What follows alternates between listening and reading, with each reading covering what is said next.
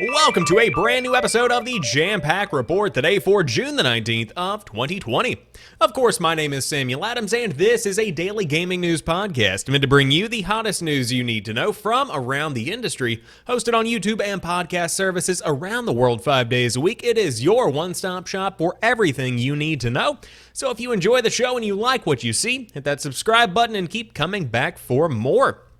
But yesterday was EA Play 2020, the big digital event that showcased what Electronic Arts has cooking for the rest of 2020.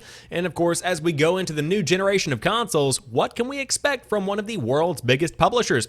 We're breaking down sports games, the future of Apex Legends, Star Wars Squadrons, and more on today's show. On top of that, a very big leak has been sprung for the Crash Bandicoot fans out there. And if you want to pick up some games already out on the cheap, Steam Summer Sale is coming next week. But without further ado, let's go ahead and dive into everything announced at EA Play 2020. The Team Adventure Beat has a pretty comprehensive roundup that just tips the surface of everything that was shown off during the big showcase. First off, Apex Legends, Respawn's free-to-play battle royale game, is coming to Nintendo Switch this fall.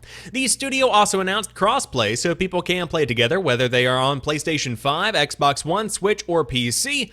And of course, the author here meant to say PlayStation 4, but the game has been confirmed to be coming to the next generation of consoles, which we'll talk about at a later date.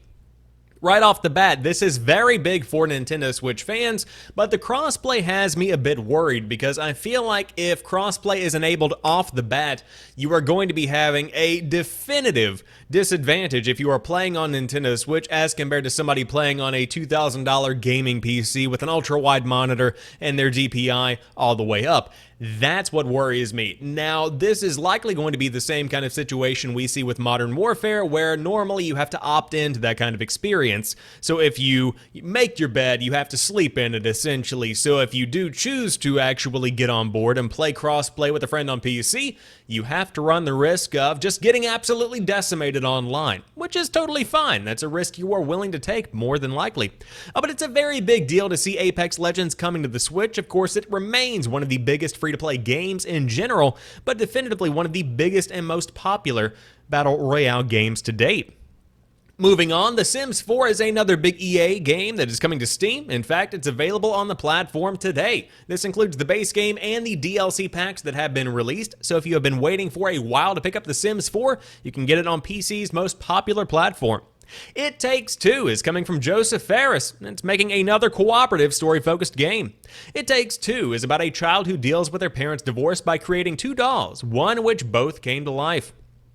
That made no sense. Which both came to life. Excuse me. Both of the dolls are alive, not just one. And he's sitting there thinking, oh God, why me? Why did I get the ability to live? No, that's not the situation.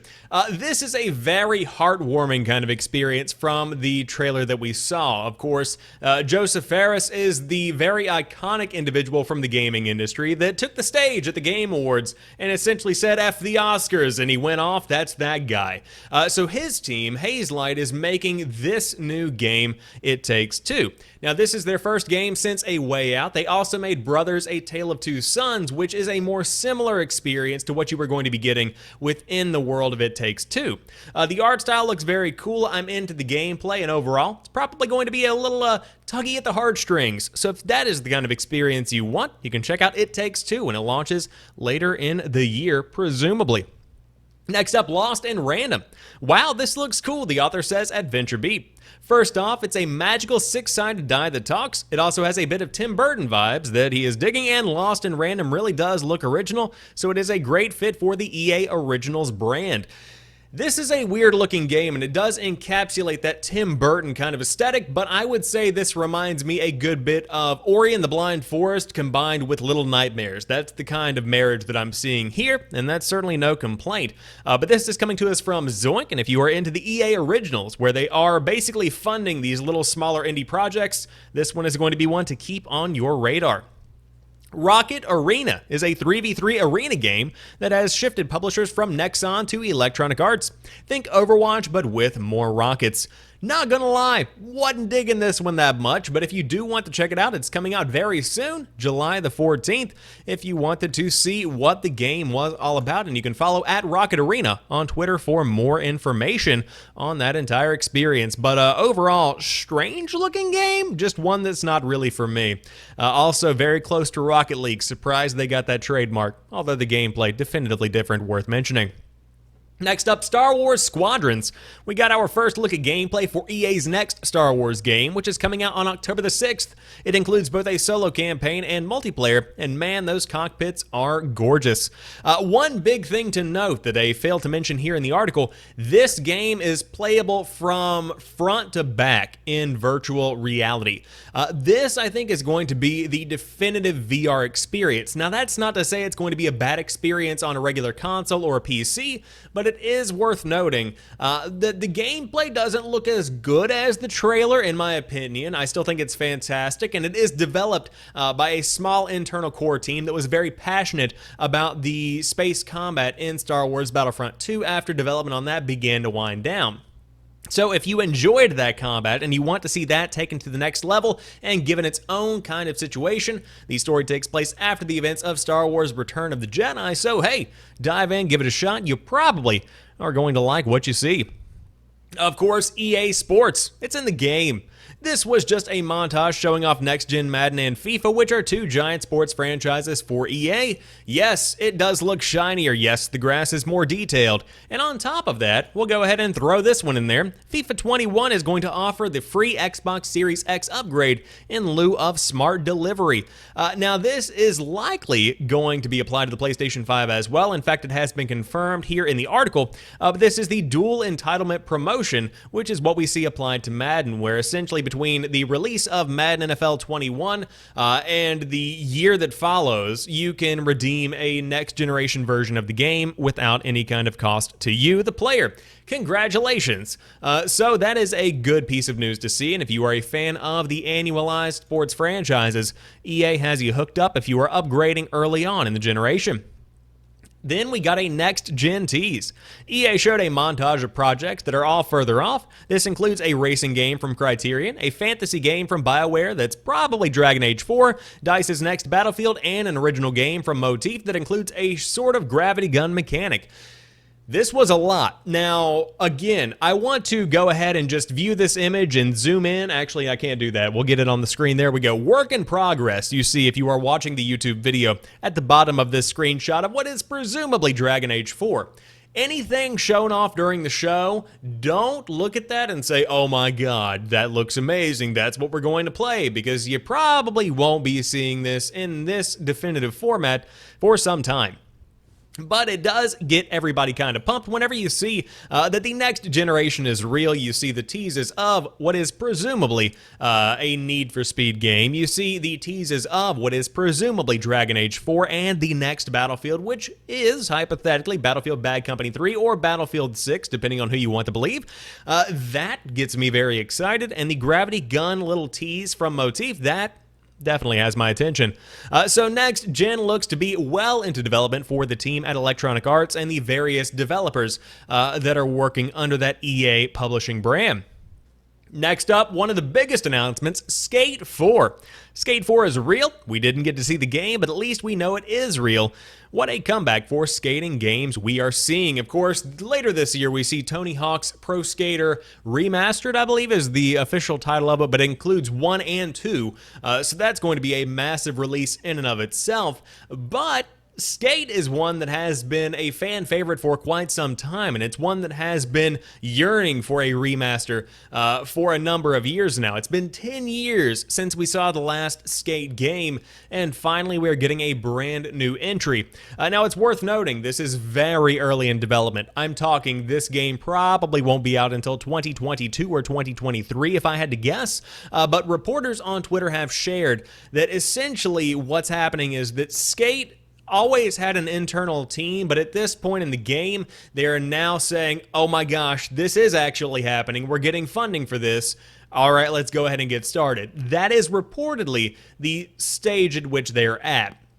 So if you expect this fall to be filled with Tony Hawk's Pro Skaters 1 and 2 Remastered and Skate 4, that is not going to be the case. And of course, Skate 4 is not even the official title, so we'll see what that actually is in the coming years. But don't hold your breath. Probably not going to be coming anytime soon. Again, I want to reiterate, 10 years later, EA finally announces a brand new Skate. That's insanity. It's also worth mentioning, I think that the team at Eurogamer here is pointing out newcomer Skater XL is arriving next month, which looks to bring that kind of charm of Skate back yet again. Of course, that game was development in lieu of a Skate actually being developed, so hey, that one might actually just bite the dust now that the brand new Skate game is coming out, but at least it's got some time to breathe. At least it wasn't an imminent release kind of situation, because this little indie game would have been absolutely decimated. But moving on, Crash Bandicoot 4 has been confirmed by a ratings board leak. Now we wait on Activision. It's about time. That's what Crash Bandicoot fans have been thinking for well over a decade now. The Insane Trilogy remasters from 2017 were a good start, but those are just retreads of games from the PS1 era. Crash Team Racing Nitro Fueled from last year is mostly excellent in its own right, but it's also a kart racer, not a proper Crash game. As it turns out, It's About Time is perfectly appropriate because it is also the next game subtitle. Through a ratings board listing in Taiwan, as reported by Gameatsu, Activision's Crash Bandicoot 4, It's About Time has leaked ahead of the official reveal. Crash Bandicoot 4 was rated for PS4 and Xbox One, although that's not necessarily a comprehensive list of platforms. It's said to be developed by Toys for Bob, which is the studio that handled the Spyro Reignited trilogy and a lot of Skylanders games before that. Here is what the box art looks like, and there you have it. You might notice that the Xbox One box art also mentions Xbox Series X. Some very small text on the bottom of the image makes it seem as though Crash 4 will be playable on Xbox Series X through the console's native backwards compatibility rather than a dedicated next-gen version. Our spidey sense was tingling after Activision sent Chris an unmarked 200-piece jigsaw puzzle depicting some sort of cartoonish flying creature, even though, as Chris pointed out, I am the jigsaw journalist around here, says the author of Destructoid, Brett Makadowski. What a name. But we figured it's only a matter of time, and here's that phrase again, it's about time. An update, Toys for Bob tweeted this within the hour. Looks like Crash is coming in hot on Monday. That is what the roster says. So, am I interested in this? Not primarily. Obviously, Crash still holds a large spot in my heart as far as a nostalgia kind of perspective goes, but am I interested in a new Crash Bandicoot? My taste have kind of shifted over the years, but it is cool to know that now that kids, between the ages of 10 and 15 have gotten access, or even younger really, have gotten access to the Crash games and have gotten access to the Nitro Fueled and everything around that kind of aesthetic. Now they are able to develop their own passion for it like I had back in the day, and now they're getting a Crash 4. It is cool to see the IP getting a new breath of life, and Toys for Bob a very good studio to hand off that baton to. So, again, according to Toys for Bob, June 22nd, you are going to be getting more info on Crash 4. It's about time. Finally, to round out today's show, Steam's summer sale is kicking off next week. Steam's first major sale every year is undoubtedly its summer sale, and this year's version of the event begins next week. Depending on when you are reading this, you might still have time to play some free demos in the Steam Festival. The 2020 Steam Summer Sale will be available from June 25th to July the 9th, a 2-week period, and as always, deals will go live at 10 a.m. Pacific Time, 1 p.m. Eastern Time, 6 p.m. UK Time. If you are familiar with how this usually works, you probably already know that Valve didn't actually announce those dates. Instead, the Steam caretaker has communicated them to developers, and someone inevitably leaked the information. According to Steam Database, they dropped the news on Twitter last month, and I wanted to remind you guys that it kicks off next week if you do want to pick up some games on sale to add to your backlog and inevitably never play. But that rounds out today's episode of the Jampack Report. If you enjoyed today's show, drop me a like down below and let me know what stories caught your eye. Are you looking forward to a Skate 4, or perhaps you are looking more forward to a Dragon Age 4? A lot of 4s now. We're getting into that stage of the game. But you guys have a fantastic weekend. I'll be back on Sunday with an episode of The Drop, and everything resumes back on Monday when we get back to the Jampack Report. But until then, have a fantastic one, and peace.